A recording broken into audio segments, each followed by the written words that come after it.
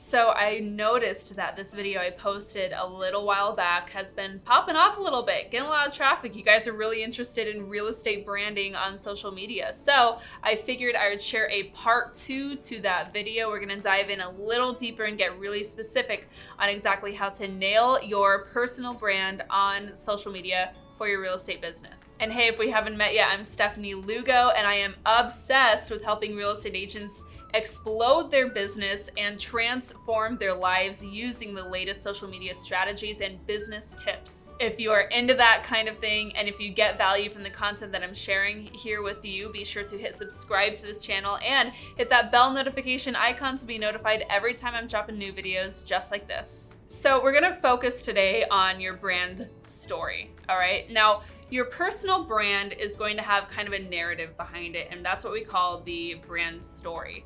It's gonna have a lot of elements of who you are, as like your reputation. So your reputation is gonna be involved in this. It's who you are, what you're all about, who you serve, what makes you unique, and what people feel about you, right? Like that's also part of your reputation. So your brand story is gonna have all of these elements kind of molded into it. But I understand that just saying that feels a little obscure. So let's get really specific on how to create this.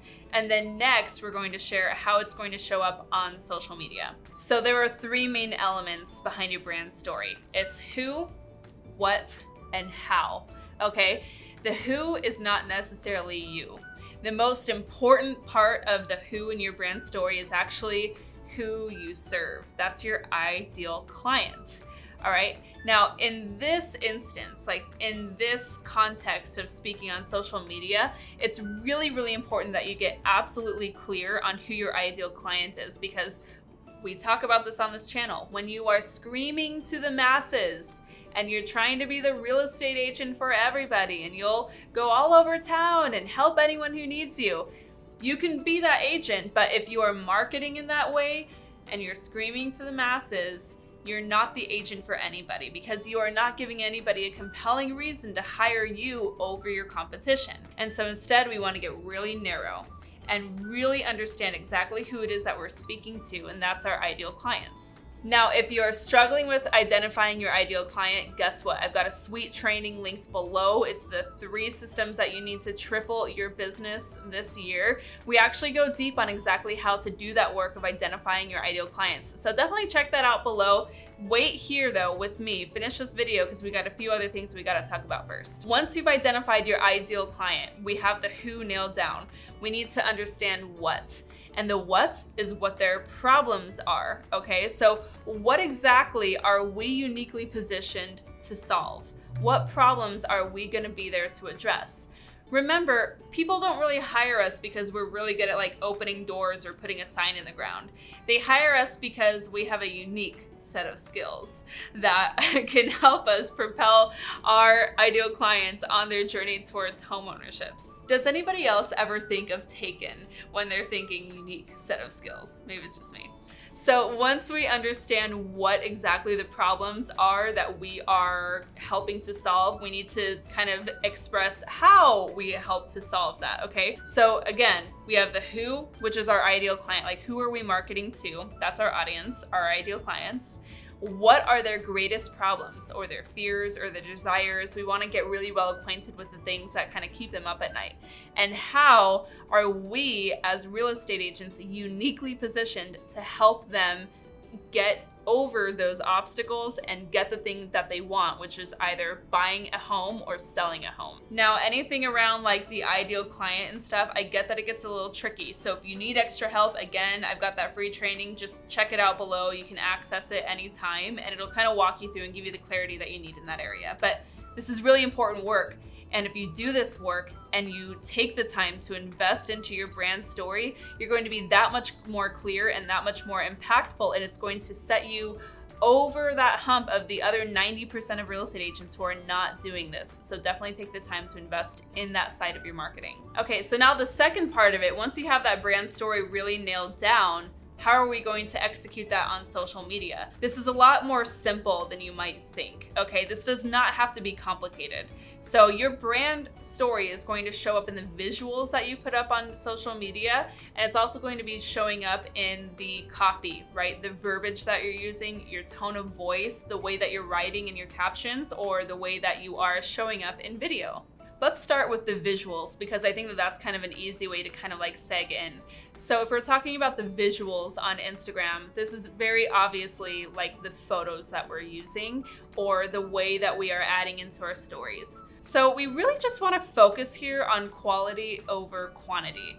Okay, I don't want you to feel like you have to post to your feed 20,000 times a week and always just be putting stuff up for the sake of putting stuff up. If you are posting consistently a couple of times a week for a really long time, like, you will be doing way better on social media. Your content will perform better and it will land better with your audience than if you were just posting all the time for the sake of posting with really poor quality images. Okay, so a couple things to keep in mind with the images. They should be sharp, they should be bright, and they should have a pretty consistent subject matter. So if you see my feed here, if you look at my feed, one thing that's going to stick out to you is the subject matter is people, because Bryce and I really believe in people and community, and that's a very core value of our business. And so we are in the photos, our clients are in the photos. You will see faces in almost every single photo that I post. Now again, that doesn't really have anything to do with like going onto Canva and having perfectly like image curated graphics that I'm posting with my pretty logo on it and my contact information. You'll never catch me doing that on social media. Instead, I'm going to focus on really authentic, people-centric photos and use those on my grid in my feed. And that's what's going to create that first impression when new people find my Instagram and they're going to see that, oh, this person's really all about people. It's going to strike them right away of what we're all about.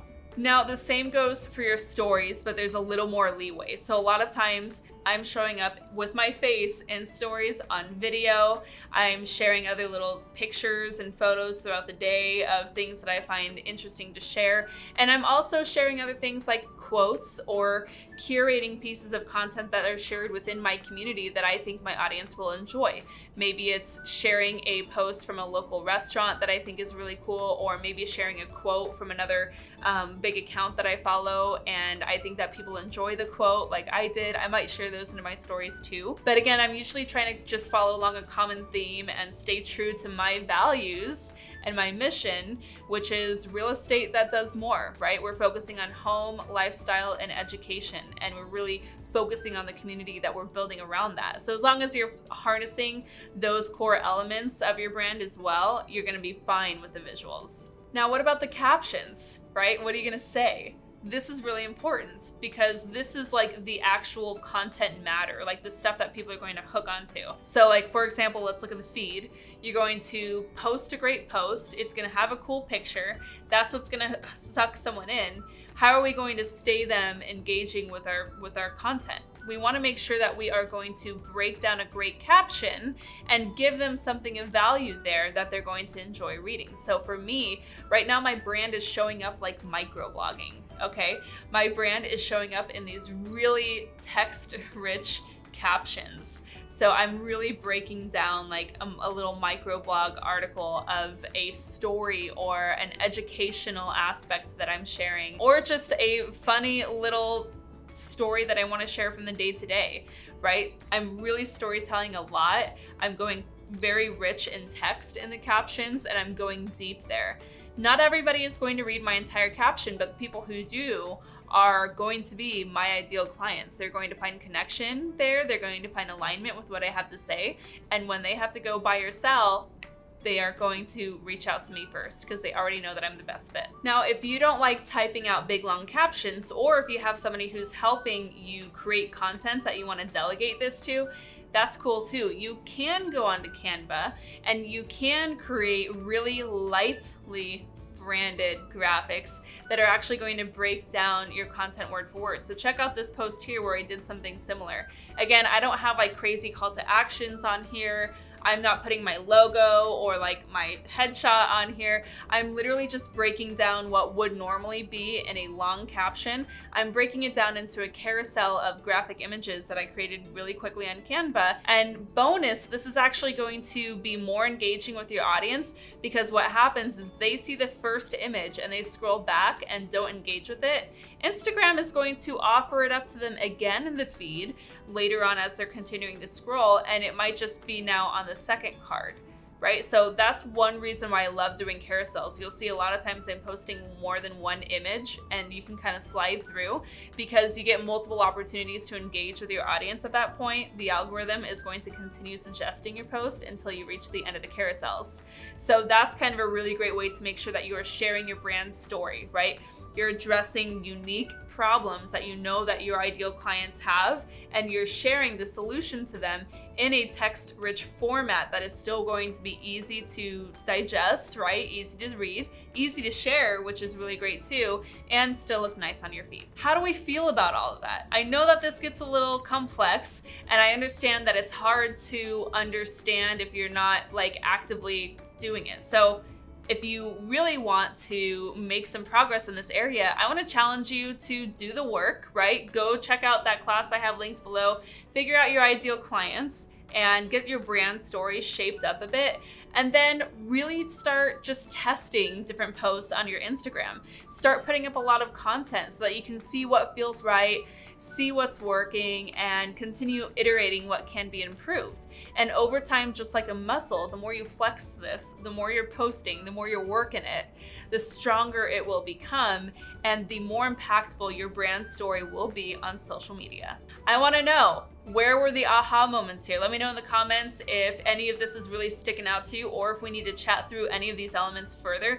And if you got value from this, help me out by subscribing to this channel and hit that bell notification icon so that other real estate agents can also know where to find great content. If you have a colleague who needs a little help in this area, or a friend who's a real estate agent who needs a little help on their real estate branding on social media, go ahead and share this video to them as well. I would really, really appreciate it, because I truly do believe that all ships rise, and as we continue to help each other in this industry, we will all reap the benefits of growing our businesses together. Thanks so much for tuning into this video, and until next time, keep on crushing it.